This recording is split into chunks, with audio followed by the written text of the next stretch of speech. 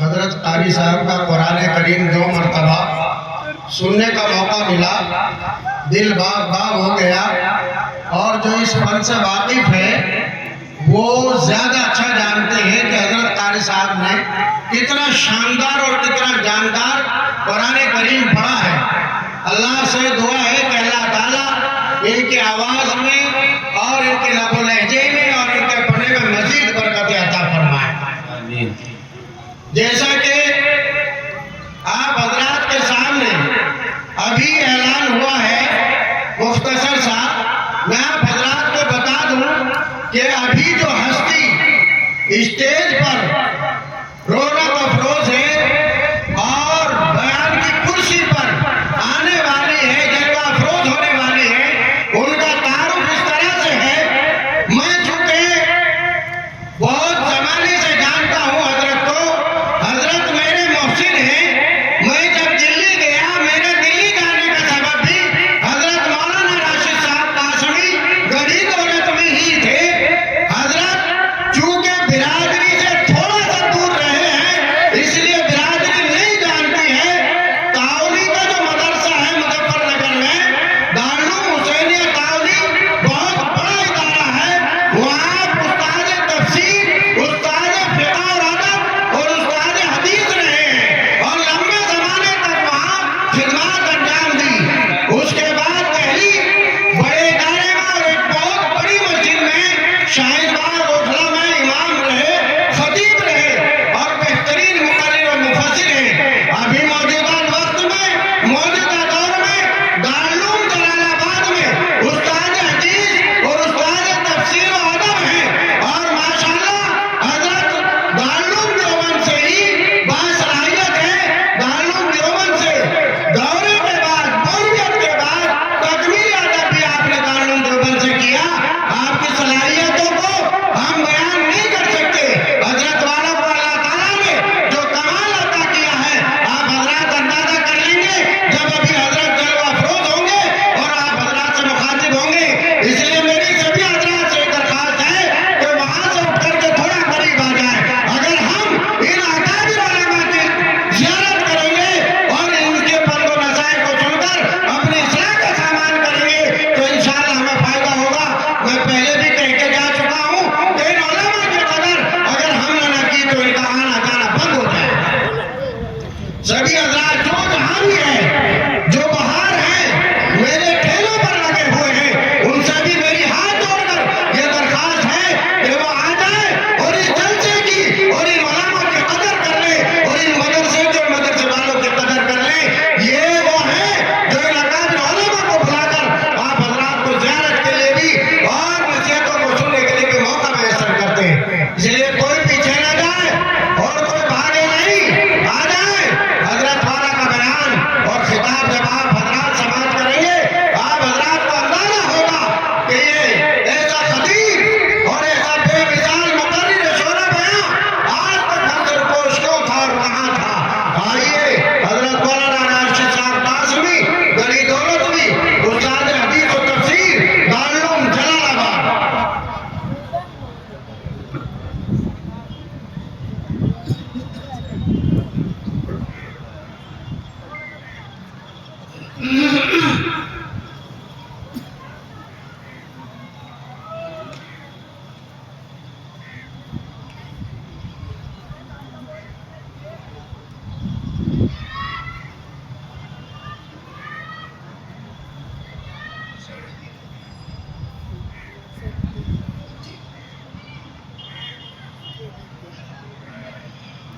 الحمد لله نحمده ونستعينه ونستغفره ونؤمن به ونتوكل عليه ونعوذ بالله من شرور أنفسنا ومن سيئات أعمالنا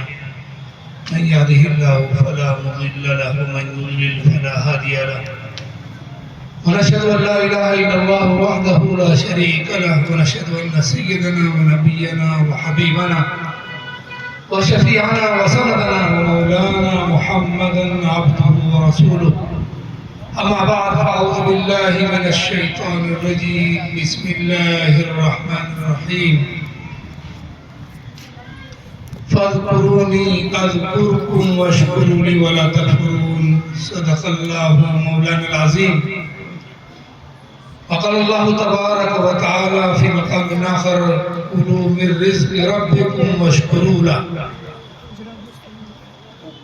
صدق اللہ مولانا العظیم. قال النبی صلی اللہ تعالی علیہ وسلم خیرکم من تعلم القرآن وعلمہ او کما قال علیہ الصلوۃ والسلام. بزرگان محترم، علماء کرام، اسٹیج پر جلوہ افروز ہمارے پرانے موسم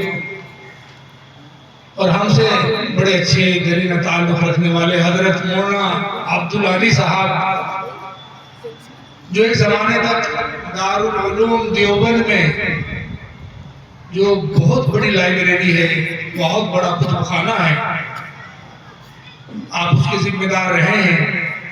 بہت بڑے ولی کامل، اچھے اخلاق اور بہت اپنے اندر اچھی صفات لیے ہوئے اس وقت ہمارے اسٹیج پر جلوہ افروز ہیں. اور اسی طرح میرے دوست حضرت مفتی محمد فاروق صاحب، جو ایک لمبا سفر کر کے دہلی سے یہاں آپ کے اس اجلاس کو رونق بخشنے کے لیے یہاں پر تشریف لائے ہیں. اور بھی ہمارے اسٹیج پر علماء کرام کی بہت بڑی تعداد ہے، جماعت ہے، اور اطراف سے اور مساجد سے تعلق رکھنے والے یہاں پر آپ کی محبتوں میں آئے ہوئے ہیں. اور ہماری محبت آج بھی ایسی نہیں کہ کم سے کم آج ہمارے مہمان کچھ علماء بھی ہیں، حفاظ کرام بھی ہیں، قراء اعظام بھی ہیں، اور بڑی بڑی نسبتوں سے تعلق رکھنے والے ہمارے اس گاؤں میں، بستی میں آئے ہوئے ہیں. تو ہم کم سے کم آج کے یہ دن ان کے لیے فارغ کر لیں. ان گلیوں میں تو آپ ہمیشہ سے رہتے ہوئے آئے ہیں، اور یہ گلیاں نہیں رہیں گی، یہ دکانیں، یہ میلے، یہ ٹھیلے، یہ کہیں نہیں آئیں گے. لیکن اصل جو زندگی ہے وہ یہ زندگی یہی ہے کہ کم سے کم کچھ لمحات اپنے فارغ کر کے، کچھ گھڑیاں اپنے نکال کر کے ان اہل اللہ کی زیارت کر لی جائے، ان کی باتیں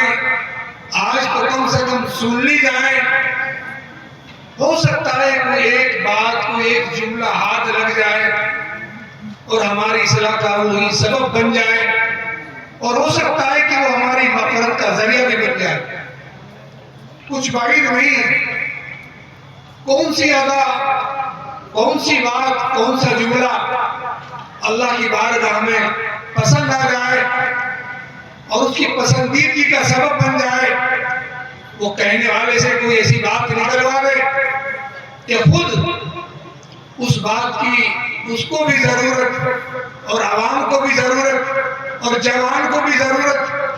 اور ہمارے جو بزرگوار ہیں، ہمارے چھوٹے چھوٹے معصوم بچے ہیں، ہماری نوجوان نسل ہے، ان کی بھی ضرورت وہ جملہ بن جائے اور اس پر ہم سب عمل پیرا ہو جائیں. ہمارا اصل مقصد یہی ہے. اور اللہ تبارک و تعالیٰ نے دنیا میں بھی اسی لیے بھیجا تھا ہمیں. قرآن کریم کے حوالے سے یہاں پر بات کہی جا رہی ہے. اب تک مجھ سے پہلے قرآن کریم کا جو انداز یہاں پر پیش کیا گیا ہے، بہت بڑے اچھے قاری اور مقری قاری محمد ویس صاحب، اللہ عمر میں، علم میں، لب و لہجے میں اللہ ترقی سے نوازے، بہت شاندار آپ نے تلاوت کی. مجھ سے پہلے مفتی فاروق صاحب نے بھی اپنے وقت کے بہت بڑے جید عالم بھی ہیں، مفتی بھی ہیں، مفکر بھی ہیں، مدبر بھی ہیں، اور اپنے اندر بہت طرح کی، ہر طرح کی میں سمجھتا ہوں صلاحیت رکھتے ہیں. ادارہ چلانے کی، سیاست میں رہنے کی شدھ بدھ بھی بہت اچھی طریقے سے بات کو کیسے پیش کیا جائے، کیسے سنا جائے، اپنی کیسے سنائی جائے، اللہ نے وہ موقع آپ کو عطا فرمایا ہے. آپ بھی یہاں تشریف فرمائیں. آپ نے ساری باتیں تقریباً کہی ہیں کہ یہ جلسے کس لیے رکھے جاتے ہیں، جلسوں کا مطلب ہوتا کیا ہے. جلسے کا مطلب ہوتا ہے بیٹھنا، مل جل کر کے بیٹھنا، جلسہ اس کو کہتے ہیں۔ ہم ایک سجدہ کرنے کے بعد میں جب دوسرا سجدہ کرنے کے لیے درمیان میں تھوڑی دیر بیٹھتے ہیں، اس کا نام جلسہ ہے۔ تو یہ جلسہ 24 گھنٹے کے لیے نہیں ہوتا، 10 گھنٹے 12 گھنٹے کے لیے نہیں ہوتا، تھوڑی دیر کے لیے آپ کو یہاں پر وضع کیا گیا ہے کہ کم سے کم آج ہمارا جلسہ ہے، آج ہمارے بڑے ہمارے چھوٹے ہمارے بچے مل جل کر کے بیٹھیں گے، آج ہمارے درمیان میں اکابرین علماء دور دور سے آئیں گے، وہ جلوہ افروز ہوں گے، وہ اسٹیج پر بیٹھیں گے، اور ہم کہاں پر بیٹھیں گے؟ تھوڑا سا ادب نیچے بیٹھیں گے تاکہ علماء کا ادب نمایاں رہے۔ اللہ نے ان کے سینوں کو معمور رکھا ہے، قرآن کریم کی دولت سے احادیث کا ذخیرہ ان کے سینوں میں محفوظ ہے، پورا قرآن ان کے سینوں میں محفوظ ہے۔ ان کا کچھ نہ کچھ ہم سے تھوڑی سی بلندی کے اوپر ان کا مقام ہونا چاہیے، اور یہ مقام اس لیے رکھا گیا ہے کہ کل قیامت میں یہ مقام ہمارے روبرو ہوگا، اور حافظ قرآن کو وہاں اسٹیج پر بلایا جائے گا، اور اس کے سر پر تاج سجایا جائے گا، اور حافظ قرآن کے والدین کو بھی بلایا جائے گا، اور ان کے سر پر بھی تاج سجایا جائے گا، تاکہ دنیا والے دیکھ لیں کہ جس طرح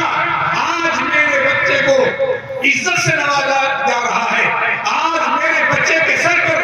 پگڑی باندھی جا رہی ہے، اور اس پگڑی پر ایک عالم کا نہیں 10 عالم کے ہاتھ ہیں، ان میں بڑے بڑے جید علماء بھی موجود ہیں، بڑے بڑے زبردست محدث بھی ہیں، بڑے بڑے زبردست معلم بھی ہیں، جو ہر فن کو اپنے اندر لیے ہوئے ہیں، بہترین تفسیر کرنے والے، بہترین حدیث پر عبور حاصل کرنے والے، حدیث کو جاننے والے، حدیث کے صحیح مطابق اور اس کے تراجم کو پڑھانے والے، آج میرے بچے کے سر پر ہاتھ رکھ رہے ہیں، آج میرے بچے کو اس طرح نوازا جا رہا ہے، کل قیامت میں مجھے اس بچے کی نسبت پر اسی طرح نوازا جائے گا، اور اللہ کے یہاں ایک پنڈال سجایا جائے گا، ایک بہت بڑا مرکز ہوگا، وہ بہت بڑی مسجد ہوگی، جس پر علماء کرام اور حفاظ کرام اور ان کے والدین کو بلا کر اس حافظ کی معیت میں اسے والدین کے سر پر تاج سجایا جائے گا۔ یہ دنیا میں یہ جلسہ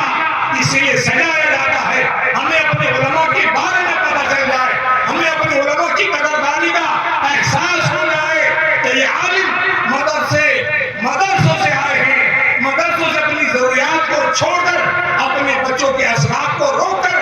آئے ہیں، آپ کی دعوت پر انہوں نے لبیک کہا ہے۔ آج اگر وہ ہم سے اجنبی ہیں، آج اجنبیت ختم کر دی جائے، آج تک وہ ہم سے محروم تھے اور ہم ان سے محروم تھے، آج یہ فاصلہ کم کر دیا جائے، اور اس فاصلے کو قریب سے قریب دیکھا جائے اور بیٹھ کر کے سنا جائے۔ بہت زبردست علماء ہمارے درمیان میں موجود بھی ہیں، ہمارے بعد میں آنے والے بھی ہیں، کہ جن کے لیے اس پنڈال کو سجایا گیا، اتنا بڑا پنڈال اس لیے لگایا گیا کہ یہ پنڈال ہمارا آخر تک تو بھر ہی جاتا ہے۔ ہم اصل میں جلسوں کو شائق بن گئے، شوقین بن گئے، اور جلسوں میں بیٹھنے کے بجائے ہم دکانوں میں اور ادھر ادھر گلیوں میں ہمارا پھرنا پھرانا، میں سمجھتا ہوں یہ اچھا نہیں لگتا، اور یہ بہتر بات بھی نہیں ہے۔ جہاں ایک طرف قرآن کریم کی تلاوت ہو، اور قرآن کریم کی تلاوت کے موقع پر یہ کہا جاتا ہے، قرآن کریم خود کہتا ہے اذا قرأ القرآن فاستمعوا له وانصتوا لعلكم ترحمون، کہ جہاں جس بستی میں جس جگہ پر بیٹھ کر قرآن کریم کی تلاوت کرنے والا کوئی مقری اور قاری قرآن کی تلاوت کر رہا ہے، کسی کو بھی ہمت نہیں کرنی چاہیے کہ میں وہاں شور و شراب کروں، میں وہاں کوئی بات کروں، میں کوئی دنیاوی عمل میں مشہور ہو جاؤں، سارے کام کو میں ترک کر دوں، ساری بات کو چھوڑ دوں۔ یہ کلام اس کا ہے،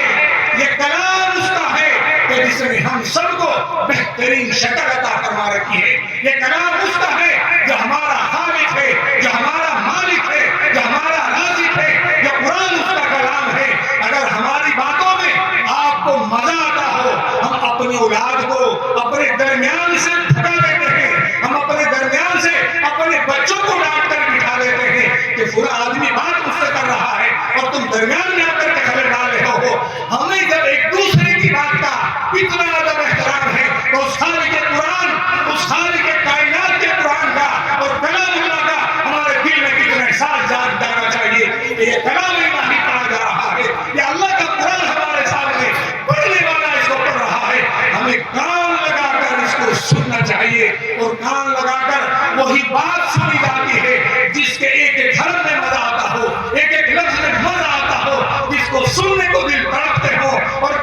کی سماعت کے لیے ٹک جائے وہ قرآن ہے، وہ اللہ کا کلام ہے۔ اس لیے قرآن کریم خود کہتا ہے جس محفل میں میں پڑھا جاؤں وہاں کوئی بات نہیں ہونی چاہیے، وہاں کسی کی بات میں آپ کو لطف نہیں آنا چاہیے، وہاں کسی بات میں آپ کو مزہ نہیں آنا چاہیے، مجھے سنا جائے، کان لگا کر کے سنا جائے، اور جو کان لگا کر بات سنی جاتی ہے تو وہاں آدمی خاموش رہتا ہے۔ انصتوا لعلکم ترحمون، جب اللہ کا کلام اس ادب سے سنا جائے گا، قرآن الہی کو، کلام الہی کو اس انداز سے ہم سنیں گے، ہم خاموش بھی رہیں گے، ہم قرآن کریم کا ادب احترام بھی کریں گے اور توجہ کے ساتھ بھی سنیں گے، اللہ مہربان ہو جائے گا، اللہ ہمارے اوپر رحم بھی فرمائے گا، ہمارے دلوں کے اندر محبت پیدا ہوگی، ہمارے اندر یکسانیت پیدا ہوگی، ہمارے اندر قوت پیدا ہوگی، ہمارے اندر بھائی چارگی آئے گی۔ دنیا میں قرآن کریم سے زیادہ محترم اور معزز کوئی کتاب نہیں ہے، اور اس سے زیادہ پڑھی جانے والی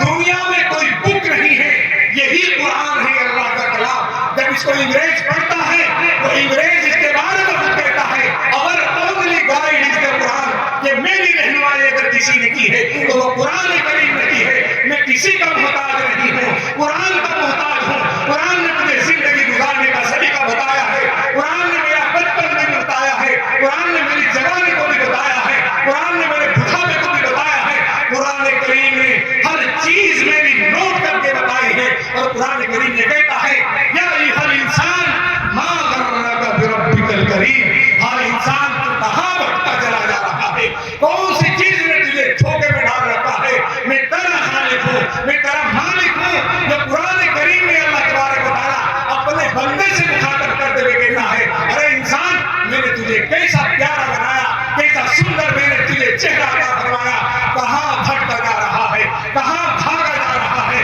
کون سی چیز تجھے مجھ سے زیادہ بھا گئی ہے، کون سی چیز تجھے مجھ سے زیادہ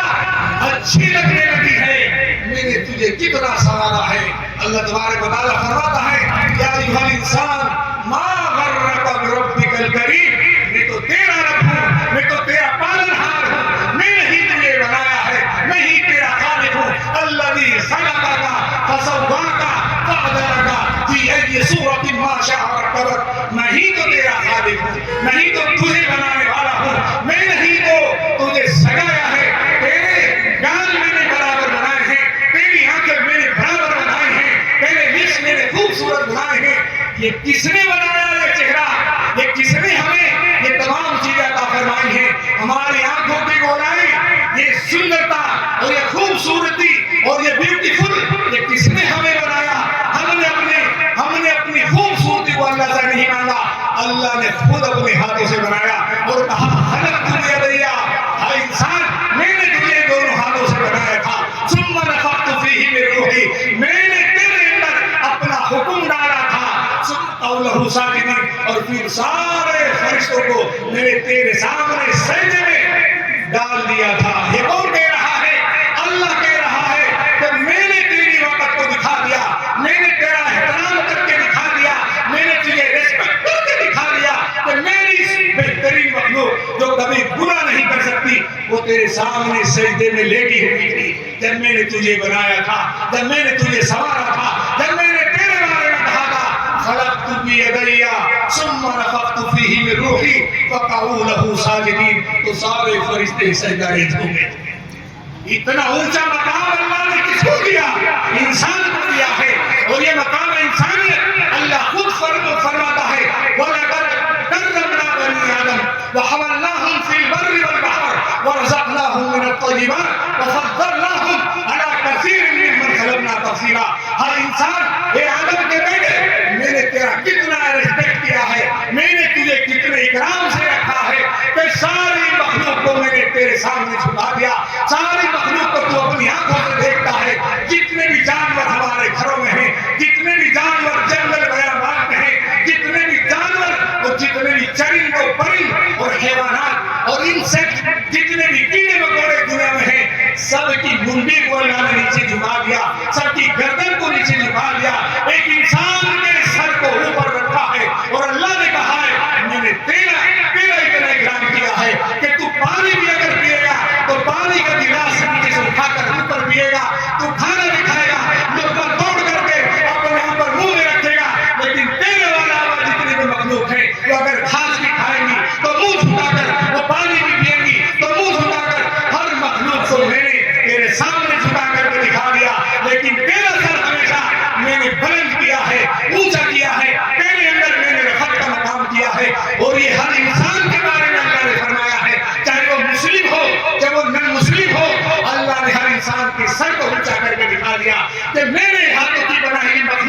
وہ سر اونچا رکھے گی، اونچا سر کر کے چلے گی، اور اگر اس کو جھکنا ہے کبھی تو میرے سامنے جھکے گی، میرے سامنے سجدہ ریز ہوگی اور میرے بارے میں کہے گی سبحان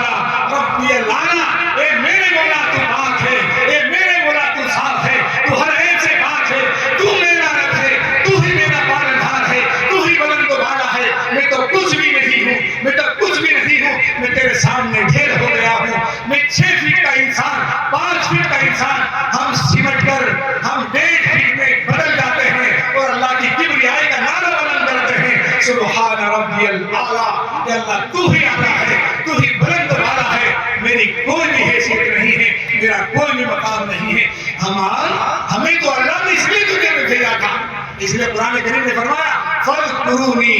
میرے بندو میرا ذکر کر لیا کرو، مجھے یاد کر لیا کرو، مجھے یاد رکھا کرو، میں ہمیشہ تمہیں یاد کرتا ہوں، میں ہمیشہ تمہیں یاد رکھتا ہوں، واشکرونی ولا تکفرون، اور میری نعمت کا شکریہ ادا کیا کرو، کفران نعمت مت کرو، کفران نعمت مت کرو، کیسی کیسی نعمتیں میں نے تمہیں عطا فرما رکھی ہے۔ اللہ تبارک و تعالیٰ نے بہت ساری نعمتوں سے ہمیں نواز رکھا ہے، چاروں طرف نعمتیں ہمارے ساتھ ہیں۔ قرآن کریم کہتا ہے وَأَسْبَغَ عَلَيْكُمْ نِعَمَهُ ظَاهِرَةً وَبَاطِنَةً، میرے بندو میں نے تمہیں چھوٹی بڑی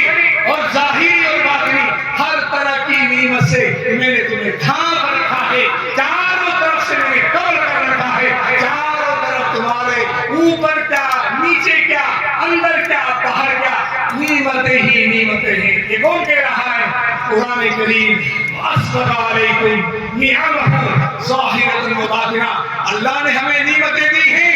انسانیت ہمیں عطا فرمائی ہے، انسان بنایا ہے، اشرف المخلوقات بنایا ہے، ہمارا سر اونچا کیا ہے، ہمارے سر کے اوپر ایک چھت بنائی ہے، اس چھت کے نیچے کوئی ستون نہیں ہے، اس چھت کے نیچے کوئی دیوار نہیں ہے، کوئی وال نہیں ہے، اللہ تبارک و تعالیٰ نے بن مانگے کی چھت عطا فرمائی۔ اللہ اس کا ذکر کرتا ہے کہ میرے بندو مجھے جانو، مجھے مانو، مجھے پہچانو۔ اللہ کون ہے؟ اللہ الذی خلق السماوات والارض، اللہ وہ ہے، گاڈ کون ہے، لارڈ کون ہے، اس کو جانو، اس کا پریچر کیا ہے، اس کا تعارف کیا ہے، اس کے بارے میں ہمیں سوچ لینا چاہیے۔ ہمارا اللہ وہ ہے، ہمارا خدا وہ ہے، ہمارا لارڈ وہ ہے، ہمارا پروردگار وہ ہے، جس نے اتنی بڑی چھت آسمان کی شکل میں بدل دی ہے اور بتا دی ہے میں تمہارا اللہ ہوں۔ اللہ الذی خلق السماوات والارض، میں نے آسمان بنا دیے، میں نے زمین کو بنا دیا، اور اس آسمان سے میں نے کیا اتارا؟ وانزل من السماء ماء، میں نے آسمان سے پانی اتارا، اور پانی کس لیے اتارا؟ اس لیے اتارا کہ تاکہ تمہارے لیے میں طرح طرح کے پھل، میں طرح طرح کے فروٹ، میں ڈرائی فروٹ میں تمہیں عطا کر سکوں۔ یہ اللہ کہہ رہا ہے، اللہ کی ہماری کتنی قدر ہے ہمیں اس کا پتہ بھی نہیں ہے۔ اللہ الذی خلق السماوات والارض وانزل من السماء ماء فاخرج به من الثمرات رزقا لكم، اس پانی کو اتار کر اس نے تمہارے لیے کیسی کیسی سبزیاں، کیسی کیسی ترکاریاں، اور کیسے کیسے گھاس، اور کیسی کیسی نعمتیں، یہ سب اس نے تمہارے لیے اتاری ہے۔ اس لیے میرے بندے کھائیں گے، میرے بندے پیئیں گے، اور میرے بندے مجھے یاد کریں گے کہ اللہ نے اس لیے ہمیں عطا فرمائی ہے۔ وانزل من السماء ماء فاخرج به من الثمرات رزقا لكم وسخر لكم الفلك لتجري في البحر بأمره، یہ قرآن کریم کہتا ہے کہ ہم نے تمہارے لیے اور کیا بنایا؟ تمہارے لیے میں نے کشتیاں بنا دی ہیں، سمندروں میں کشتی، کتنے بڑے بڑے پانی کے جہاز ہیں، کتنے بڑے بڑے اسٹیمر ہیں، ہمارے سامان ایک ملک سے دوسرے ملک تک تم نہیں پہنچا سکتے تھے، ہم نے تمہیں ذہن دیا ہے، ہمیں تمہیں ذہن دیا ہے، تم نے بڑے بڑے پانی کے جہاز بنا لیے، آج تم پانی میں تیر رہے ہو، آج تم بڑے فاسٹ طریقے سے پانی پر اپنے تم نے راستے بنا لیے ہیں، تم نہیں کر سکتے تھے یہ کام، ہم نے کشتی تمہارے اندر میں کر دی، ہم نے یہ کشتی تمہارے تابع کر دی، جس طرح جس ملک میں تم لے جانا چاہو، امریکہ میں لے جانا چاہو امریکہ لے جاؤ، لندن لے جانا چاہو لندن لے جاؤ، اپنے ملک ہندوستان بمبئی میں لے جانا چاہو بمبئی میں لے جاؤ، تمہاری اپنی مرضی، ان کشتی کو میں نے تمہارے تابع کر رکھا ہے۔ وَسَخَّرَ لَكُمُ الْفُلْكَ لِتَجْرِيَ فِي الْبَحْرِ بِأَمْرِهِ وَسَخَّرَ لَكُمُ الْأَنْهَارَ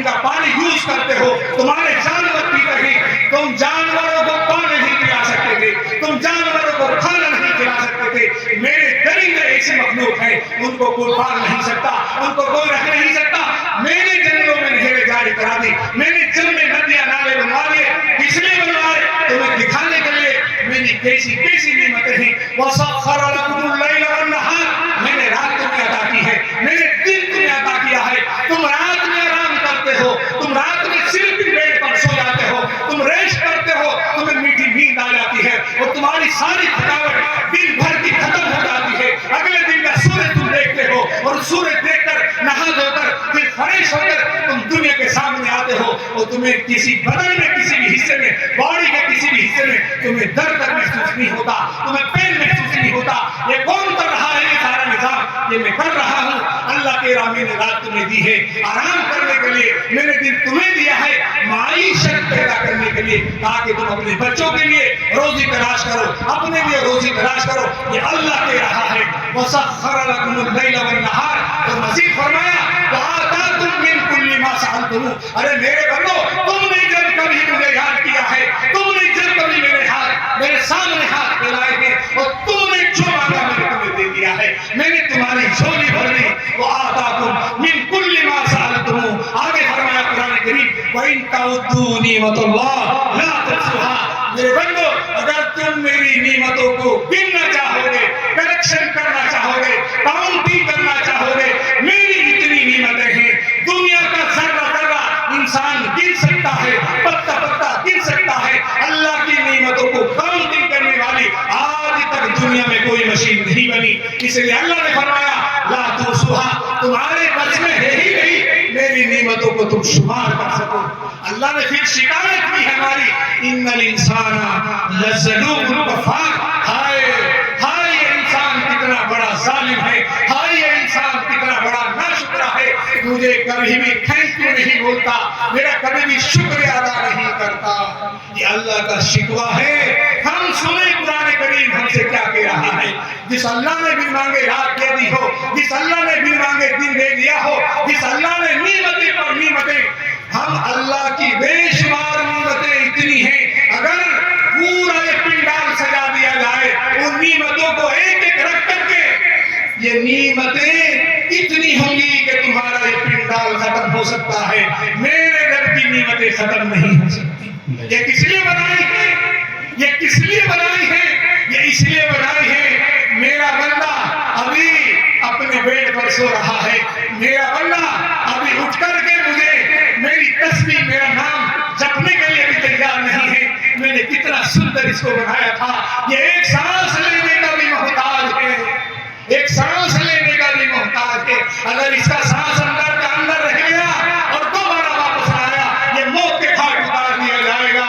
ہائے میرے اللہ، تم نے کبھی بھی ہم سے ایک سانس کی قیمت کا مطالبہ نہیں کیا، تم نے کبھی نہ کہا ہم دنیا میں رہتے ہیں ہمارے سانس میں تکلیف آ جاتی ہے، ہمارا دل پھیلنے لگتا ہے، ہم ڈاکٹر خورشید کے یہاں، ہم بڑے بڑے ڈاکٹروں کے یہاں اپنا ماتھا ٹیبل پر مار دیتے ہیں، ڈاکٹر صاحب سارے پیشنٹ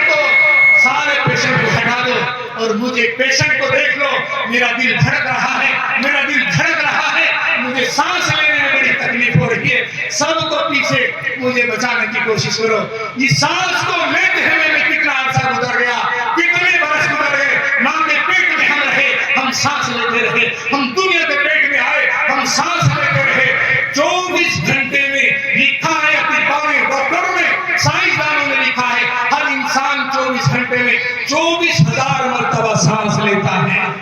میرے بھائیوں، ہم ایک سانس کی ایک نعمت کی ہمیں قدر کا احساس نہیں ہے، ہمیں پتہ نہیں ہے کہ میرا اللہ، ابھی میرے اللہ نے دنیا میں بھی نہیں بھیجا لیکن مجھے سانس کے لیے میرے اندر کے دل ہارٹ اس نے پمپنگ کرنی شروع کر دی، ماں کو اسی سانس کی وجہ سے اپنے بچے سے پیار ہونے لگتا ہے، میرا بچہ میرے پیٹ میں بھی ڈول رہا ہے، ابھی ہل رہا ہے، ابھی منہ ہو رہا ہے، ابھی حرکت کر رہا ہے، ماں کو پیار کتنا آتا ہے، وہ اندھیروں میں بنانے والا، وہ ماں کے پیٹ میں بنانے والا، وہ جھلی میں بنانے والا، اس نے شکل کتنی خوبصورت دی ہے، اور 10-15 سال تک ہمیں وہ اللہ کچھ نہیں کہتا، ہمیں مکلف 15 سال کی عمر میں بناتا ہے. فرشتے 100 ڈروں پر لکھنے والے کرامن کاتبین ہماری نیکیوں کو لکھنا شروع کرتے ہیں, ہماری برائیوں کو لکھنا شروع کر دیتے ہیں. میرا اللہ کتنا بڑا غفور ہے, کتنا بڑا رحیم ہے. اس نے قرآن کریم میں کہا نبی عبادی انی انا الغفور الرحیم, میرے بندوں کو باخبر کر دو, میرے بندوں کو آگاہ کر دو, میں بڑا معاف کرنے والا ہوں, میں بڑا درگزر کرنے والا ہوں. کوئی آئے تو صحیح,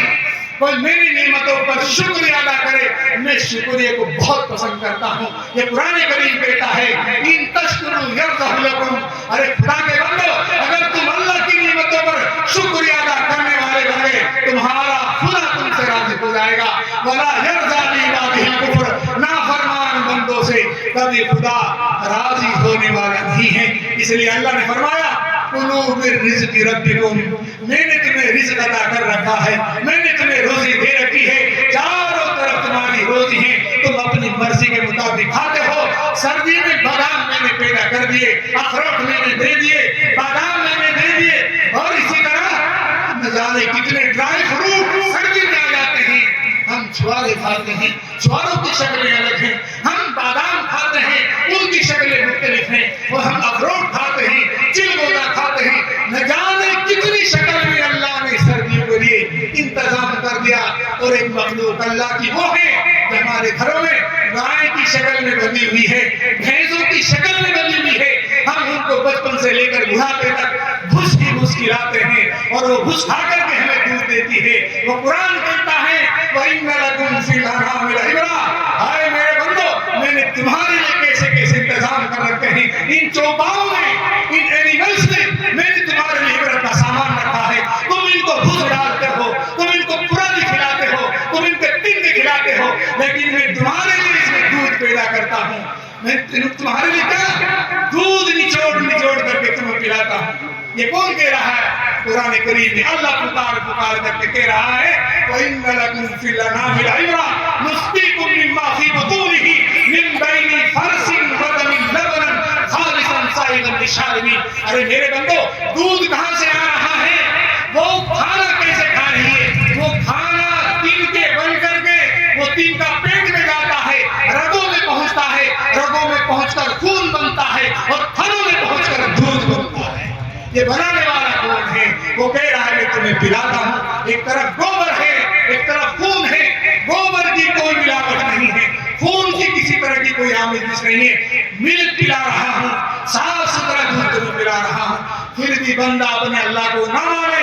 اپنے خدا کو نہ پہچانے, تو یہ ہماری بہت بڑی گستاخی کی بات ہے. اس لیے ہمیں چاہیے کہ اس آیت کو مد نظر رکھ کر کے جو قرآن کریم کہتا ہے فَاذْكُرُونِی, میرے بندو میرا ذکر کر لیا کرو, مجھے یاد کر لیا کرو, میرا نام لے لیا کرو. میں ہمیشہ تمہیں یاد کرتا ہوں, تمہیں یاد رکھتا ہوں. وَاشْكُرُونِی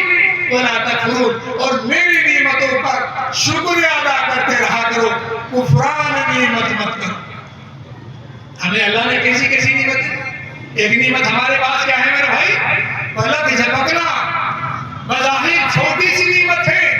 ہم اپنی آنکھوں کو کبھی کھولتے کبھی بند کرتے, ہم اپنی مرضی سے نہیں کرتے. یہ خود بخود اوپن ہوتی رہتی ہے, کلوز ہوتی رہتی ہے, خود بند ہو گئی, خود کھل گئی. اللہ کا نظام ہے, ایسا سینسر لگا ہوا ہے کہ کوئی بھی مکھی مچھر خطرناک چیز ہماری آنکھوں کے سامنے سے جائے گی, گزرے گی, ہماری آنکھیں بند ہو جائیں. ایک واقعہ سنا کر اپنی بات میں ختم کرتا ہوں. مجھے کہا گیا تھا کہ تقریباً 2 گھنٹہ آپ کو بات کرنی ہے. میں انشاءاللہ اسی وقت کو سمیٹتے ہوئے آپ کے سامنے بیٹھا ہوا ہوں اور اپنی باتوں کو آپ کے سامنے پیش کر رہا ہوں کہ دنیا کا ایک امیر ترین آدمی, دنیا کا سب سے مالدار آدمی, رچ مین آف ورلڈ, پوری دنیا کا مالدار آدمی, امریکہ کا نہیں, لندن کا نہیں, پیرس کا نہیں, بلکہ پوری دنیا کا ایک آدمی جس کا نام اونسس تھا. نام بھی بتا رہا ہوں, اس کا نام اونسس تھا. اور اتنا بڑا مالدار آدمی کہ سمندروں میں تو جہاز چلتے ہیں پانی کے, اسٹیمر, ان کا مالک, کمپنی کا مالک, زیتون کے تیل کی فیکٹری کا مالک. اللہ نے اتنا نوازا, اللہ نے اتنا مال و دولت اس کو دیا, لیکن ایک نعمت اس کی کم کر دی. یہ پلک اوپر کی اوپر اور نیچے کی نیچے رہ گئی, ہینگ ہو گئی. مرضی سے بند نہیں کر سکتا، وہ اپنی آنکھوں کو اپنی مرضی سے کھول نہیں سکتا۔ اللہ کی پکڑ آ گئی، اللہ نے اس حصے کی روح کو کھینچ لیا۔ آنکھیں بھی ہمارے تابع نہیں ہیں، ہمارے ہاتھ بھی ہمارے تابع نہیں ہیں۔ اگر ہمارے ہاتھ ہمارے تابع ہوتے، کبھی بھی فالج والا آدمی مالدار ہونے کے باوجود بڑی بڑی میڈیسن لیتا، انجیکشن لگوا لیتا، اپنی مٹھی کے ایک انگلی کو کھول کر دکھا دیتا، لیکن ہمارے ہاتھ میں نہیں ہے۔ اس اللہ نے اس ہاتھ کی روح کو کھینچ لیا ہے، آج وہ ہاتھ کو اسی طرح لیے پھر رہے ہیں۔ میرے بھائیوں، ہمیں تو یہ ہاتھ پاؤں ہماری خدمت کے لیے اللہ نے دے رکھے ہیں، اس لیے اس کے حکم کو بجا لانا چاہیے، اس کے حکم کے مطابق اپنی آنکھوں پر پابندی عائد کرنی چاہیے، اپنے ہاتھوں پاؤں پر، دل دماغ پر اللہ کے حکم کے تابع ہمیں زندگی گزارنی چاہیے۔ میں یہ عرض کر رہا تھا، اس بندے کی آنکھوں پر اللہ نے ایک مصیبت اور تکلیف میں مبتلا کر دیا، وہ پلک اوپر کی اوپر ہینگ ہو گئی، نیچے کی نیچے بڑا پریشان رہنے لگا۔ اس میں ڈائریکٹلی مچھر بھی آ رہا ہے، تنکے بھی گر رہے ہیں، گرد اور مٹی کے چھوٹے چھوٹے ذرے وہ بھی آ رہے ہیں، لیکن وہ اپنی آنکھوں کو بند نہیں کر سکتا۔ ہماری آنکھوں میں جو اللہ نے ڈروپ پیدا کیا ہے وہ اتنا خطرناک ہے، اگر کوئی چھوٹی سی باریک چیز اس میں گر جاتی ہے، ہم اپنی مٹھی بند کر کے ایک دو مرتبہ اپنی آنکھوں کو حرکت دیتے ہیں، وہ پانی اتنا تیز ہے، وہ ڈروپ اتنا تیز ہے، اس چیز کو بالکل نشٹ کر دیتا ہے، ختم کر دیتا ہے۔ اللہ کی نعمت ہے میرے بھائیوں، اگر یہ ڈروپ ختم ہو گئے، ڈاکٹر صاحب کے پاس جا کر ہم ڈروپ لکھواتے ہیں، ڈاکٹر صاحب میری آنکھوں میں تکلیف ہو رہی ہے، میری آنکھیں بہت مجھے پریشان کر رہی ہیں، کوئی اچھی سی دوا لکھ دو، کوئی ڈروپ لکھ دو، مجھے سکون مل جائے۔ اس آدمی کا سکون چھن گیا، اس کی نیندیں چھن گئی اور وہ پریشان رہنے لگا۔ اس کے دوست احباب، اس کے فرینڈ وغیرہ سب اس کے پاس پہنچے اور کہنے لگے، میاں تمہاری کوئی چوائس ہے، تمہاری کوئی پسندیدہ کوئی چیز ہے دنیا میں جس کو تم چاہتے ہو؟ اس نے ہاتھ ہلا کر کے کہا، مجھے دنیا میں کوئی بھی چیز اچھی نہیں لگتی، مجھے دنیا کی کوئی نعمت اچھی نہیں لگتی، بس میں یہ چاہتا ہوں، او مائی گاڈ، او مائی لارڈ، او میرے پروردگار، مجھے صرف اتنا موقع دے دے، 5 منٹ 10 منٹ میں اپنی مرضی سے اپنی آنکھوں کو بند کر سکوں، اپنی مرضی سے اپنی آنکھوں کو کھول سکوں۔ یہ ساری دولت میرے کس کام کی؟ میں تیرے راستے میں بتانے کے لیے تیار ہوں۔ میرے بھائیوں، اگر اللہ کی نعمت پر بات کی جائے تو پورا قرآن بھرا پڑا ہے کہ اللہ تبارک و تعالیٰ نے اپنی نعمتوں کے لیے کہا ہے، لَئِن شَكَرْتُمْ لَأَزِيدَنَّكُمْ۔ میرے بندو، اگر تم شکریہ ادا کرتے رہے، میں تمہاری نعمتیں بڑھاتا رہوں گا، میں تمہاری تکلیفیں ختم کرتا رہوں گا۔ اور اگر تم نے اور تمہارے بچوں نے اور بچہ بچہ شکریہ گزار، شکریہ ادا کرنے والا بن گیا، اللہ کبھی بھی عذاب نہیں بھیجے گا، اللہ کبھی مصیبت میں مبتلا نہیں کرے گا۔ یہ قرآن کریم کہتا ہے، مَا يَفْعَلُ اللَّهُ بِعَذَابِكُمْ إِن شَكَرْتُمْ وَآمَنْتُمْ وَكَانَ اللَّهُ شَاكِرًا عَلِيمًا۔ میرے بندو، اگر تم نے اپنی زبان میں ہر وقت مجھے یاد کرنا شروع کر دیا، میری نعمت پر یہ گن گانے شروع کر دیے، میرا اللہ کا کرم ہے، میرے اللہ کی عطا ہے، میرے اللہ کا میرے ساتھ بڑا کرم کا معاملہ ہے، تو میں کیا کروں گا؟ تمہاری بستی میں عذاب مبتلا نہیں کروں گا، تمہیں عذاب میں مبتلا نہیں کروں گا۔ اگر تمہاری زبان پر میرا نام آنے لگا، تم ایماندارانہ زندگی گزارنے لگے، میں تمہارا پروردگار ہوں، بڑی قدردانی کرتا ہوں۔ اس لیے ہر نبی کو اللہ نے شکریہ سے جوڑ دیا۔ حضرت ابراہیم علیہ نبی علیہ السلام کے بارے میں آتا ہے، آپ کے بارے میں فرمایا قرآن کریم، شاکرا لِأَنْعُمِهِ، میرا لاڈلا، میرا محبوب اور میرا خلیل، میرا دوست میری ہر ہر نعمت پر شکریہ ادا کرتا ہے۔ اور جب میرے محبوب کی باری آئی، اللہ نے فرمایا، بَلِلَّهِ فَاعْبُدْ، اللہ کی عبادت کر میرے محبوب، اللہ کی عبادت کر، وَكُن مِّنَ الشَّاكِرِينَ، اور شکر گزار بندوں میں سے بن جا۔ میرے محبوب نے سجدہ شکریہ میں سر رکھ کر کے کافی دیر تک سبحان ربی العلیٰ اپنے اللہ کے سامنے اللہ کو مناتے رہے، اللہ کی بڑائی کا نعرہ بلند کرتے رہے، اور اتنا لمبا سجدہ کیا۔ حضرت عائشہ رضی اللہ تعالیٰ عنہا یہ محسوس کرنے لگی کہ میرے محبوب شاید کہیں اللہ کے وہ پیارے تو نہیں ہو گئے، ایسا محسوس کرنے لگی۔ جب کافی دیر ہو گئی اور ہمارے محبوب نے، ہمارے نبی جناب محمد رسول اللہ صلی اللہ علیہ وسلم نے سجدے سے سر نہیں اٹھایا، تو آپ نے کیا کیا؟ حضرت عائشہ نے پیچھے سے کمر پہ تھپ تھپایا اور تھوڑی دیر کے بعد میں سجدے سے سر اٹھایا اور نماز کو پورا کیا اور پوچھنے لگے عائشہ کیا بات ہو گئی؟